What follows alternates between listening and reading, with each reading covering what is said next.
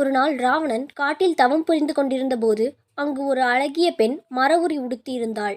உடனே ராவணன் அப்பெண்ணிடம் சென்று, நீ யார் என்று வினவினான். அதற்கு அவள், நான் பிரம்ம ரிஷி குஷாத்வஜனின் மகள். என் பெயர் வேதவதி. சிறந்த ஞானிகளும் தேவர்களும் என்னை மணக்க முன்வந்தனர். ஆனால் என் தந்தை அவர்களை எல்லாம் புறக்கணித்தார். அவர் தனக்கு தகுந்த மாப்பிள்ளை மகாவிஷ்ணுதான் என்று தீர்மானித்திருந்தார். இதனை அறிந்த தைத்திய அரசனான ஷம்பு என்பவன் என் தந்தை உறங்கிக் கொண்டிருக்கும் போது அவரை கொன்றுவிட்டான். அன்றிலிருந்து நான் நாராயணனை எண்ணி இக்காட்டில் தவம் புரிந்து வருகிறேன்.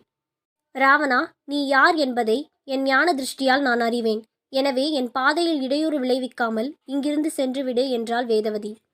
உடனே ராவணன் தனது புஷ்பக விமானத்திலிருந்து இறங்கி வேதவதியை வலுக்கட்டாயமாக இழுத்து செல்ல முயன்றான். உடனே வேதவதி தன்னை விடுவித்து கொண்டு, உன்னால் தீண்டப்பட்ட நான் இனி உயிர் வாழ விரும்பவில்லை என கூறி அக்கினியில் குதித்தாள். தன் உடலை நீத்த வேதவதி பூமியில் குழந்தையாக தோன்றினாள்.